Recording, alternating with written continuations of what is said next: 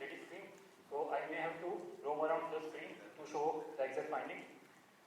So before proceeding forward, let me show some gratitude towards the AjaySinh Imaging Center and Suhog Imaging Center, Mehsana, who have provided some of the important shoulder high-class MRI images, real patient MRI images needed for this presentation. So this is the front and back of shoulder that we should focus on. On the front side, you will find that subscapularis muscle coming in and inserting over the anterior aspect of lesser tuberosity. On the back side, there is supraspinatus muscle originating from the supraspinatus fossa, inserting on the upper border of the greater tuberosity. The infraspinatus muscle coming in from the infraspinatus fossa and inserting on the posterolateral border of the greater tuberosity, whereas the teres minor muscle comes from the lateral border of the scapula and inserts on the far lateral border of the posterolateral border of the greater tuberosity. So in this presentation, we will go how normal shoulder MRI looks and how a shoulder MRI looks in three most common shoulder pathologies we encounter in our day-to-day practice, that is rotator cuff tear, recurrent shoulder dislocation and frozen shoulder. The MRI is done basically in three planes: coronal planes, sagittal planes and axial planes. So you get T1 and T2 weighted images. In T1 weighted images, fats and bone marrow produce high signal, that is white signal. Ligaments, cartilage and fluid produce low signal, that is black. Whereas in T2 weighted images, ligaments, cartilage and fluid produce high signal, that is white, and bone marrow produces a low signal, that is black. Most importantly, all the tendon structures produce low signal intensity, that is black, on all MRI images, that is T1 and T2 weighted images. So let's start from the coronal plane.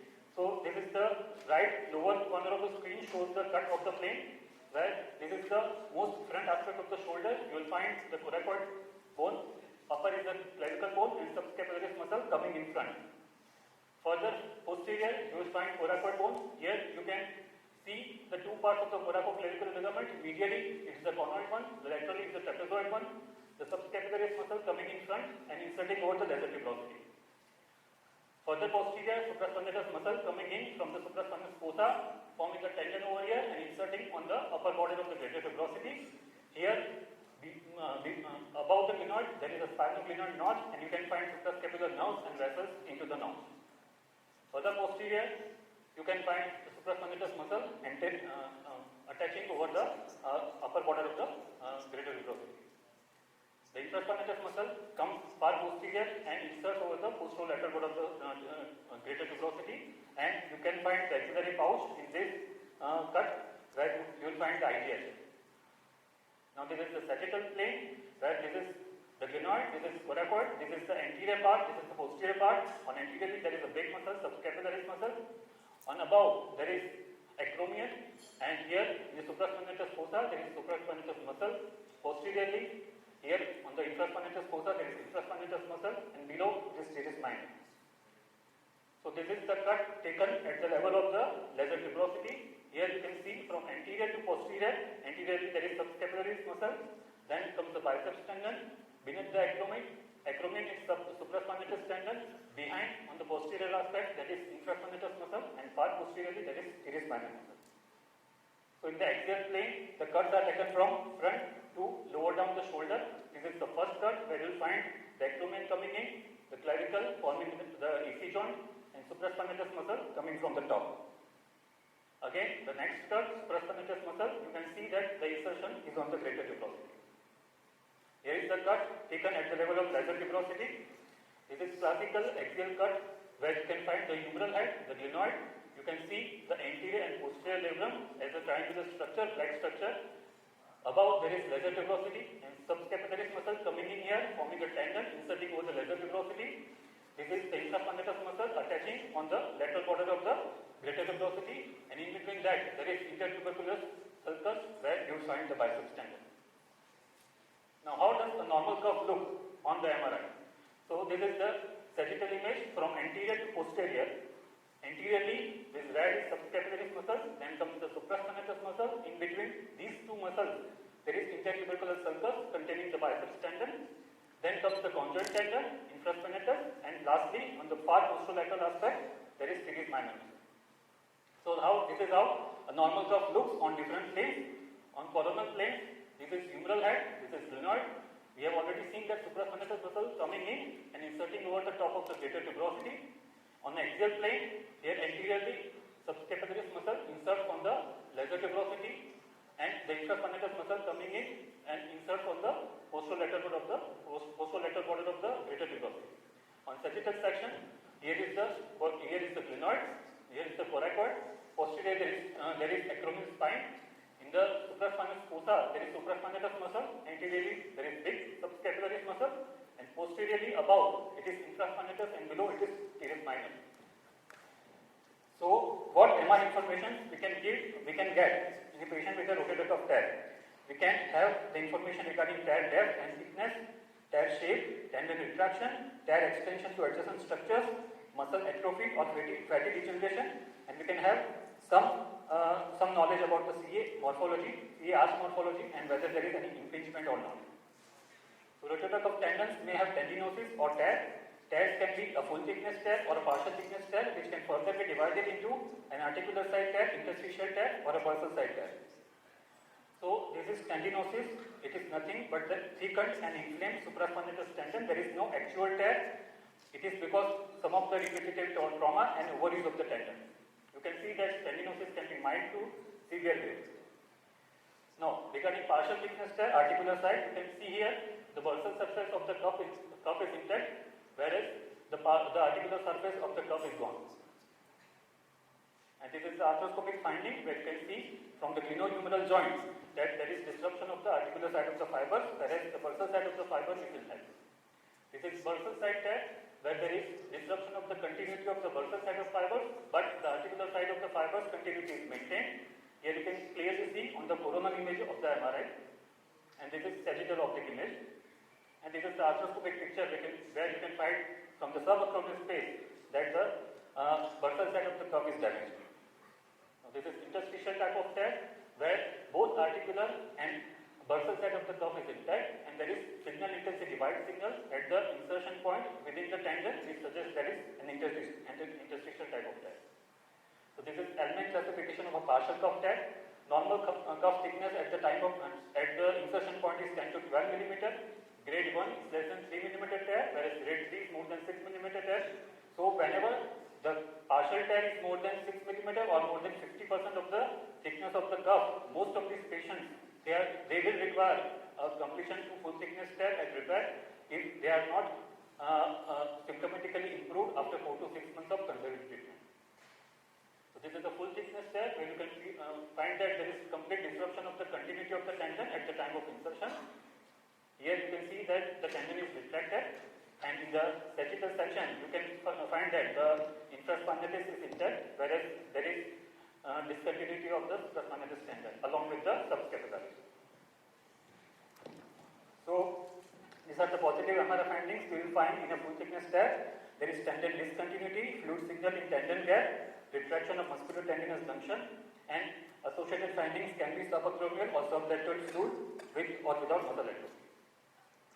So, there is a special mentioning about this delaminated tear, where along with full thickness disruption of the tendon at the time of insertion, there is a fluid signal within the lamina of the tendon. Histologically, it has been found that the supraspinatus tendon is made up of 5 layers.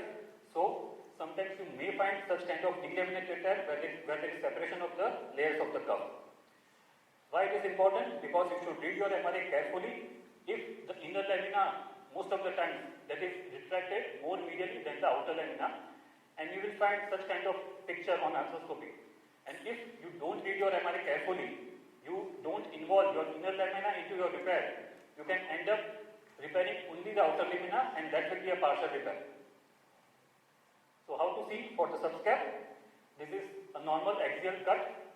Subscap is very well seen on the axial cut of the MRI. Here is the humeral head, here is the glenoid.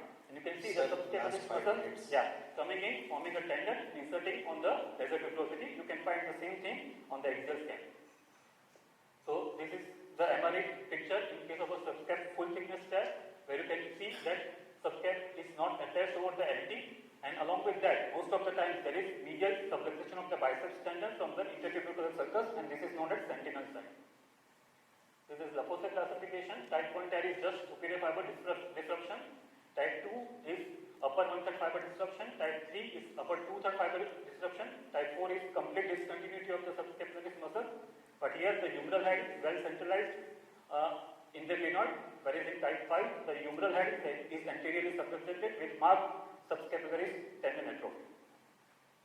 So this is the arthroscopic finding where you can see that this anterior subscapularis tendon is gone, and this is the picture after its repair.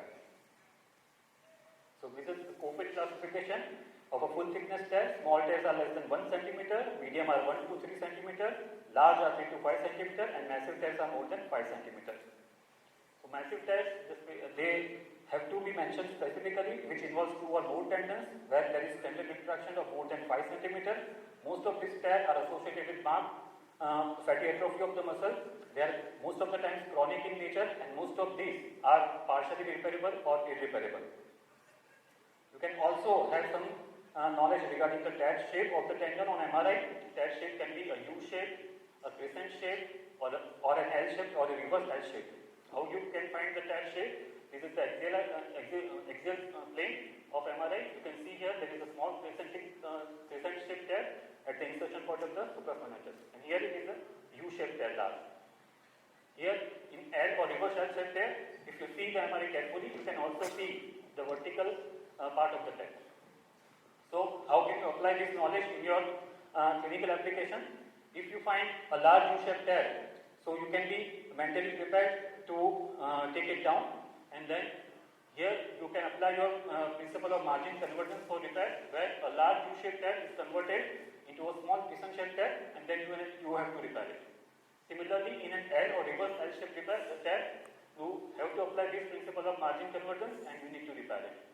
Now this is the Patek classification of tendon retraction, where stage 1 is the tendon is minimally retracted, stage 2 where the tendon is retracted up to the mid-humeral level, and stage 3 where the tendon is retracted up to the glenoid or medial to it. So how will you define atrophy or degeneration?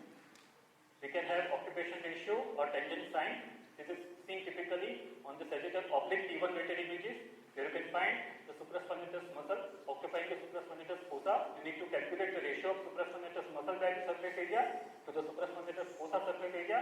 If the area is if the figure is 0.6 to 1, then it's stage 1 or normal tendon. When the figure is less than 0.4, it suggests marked fatty atrophy of the muscle.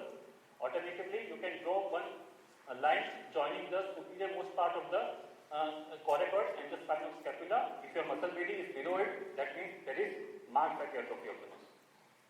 So Butter's stage classification is widely applied. Stage 0 where there is no muscle atrophy. Stage 1 where you will find some fatty sticks within the supraspinatus muscle. Stage 2 is where there is muscle more than fat. Stage 3 is where fat and muscle are equal, and stage 4 is fat more than muscle. So if you find a patient with a complete full thickness tear when grade 3 or grade 4 fatty atrophy, then this patient should be explained beforehand, before the surgery, that prognostically there are more chances of re-tear and chances of returning shoulder strength are less. We can have an idea about CAR morphology also. We can define the acromion morphology, type 1, type 2, type 3, or sometimes upward acromion there is type 4, and type 3 acromions are most of the time associated with rotator cuff tears, particularly the bursal side tear. Now this is how MRI looks on anterior shoulder dislocation. We have to find out the glenoid labrum, which is best seen on the axial view of the MRI, where anterior and posterior labrum, they appear as a triangular structure attached to the glenoid. And this MRI is of anterior shoulder instability, where you can find the anterior glenoid labrum is detached from the glenoid. Here is reverse Bankart lesion, where the anterior labrum is intact, but posteriorly the labrum is gone because of posterior shoulder dislocation or instability. And these are the variants of Bankart, where this is the pure Bankart lesion affecting the anterior-inferior labrum. This is osseous Bankart, where along with the labrum, the anterior-inferior margin of the glenoid or bone is attached to it. Reverse Bankart is there is posterior labrum which is gone.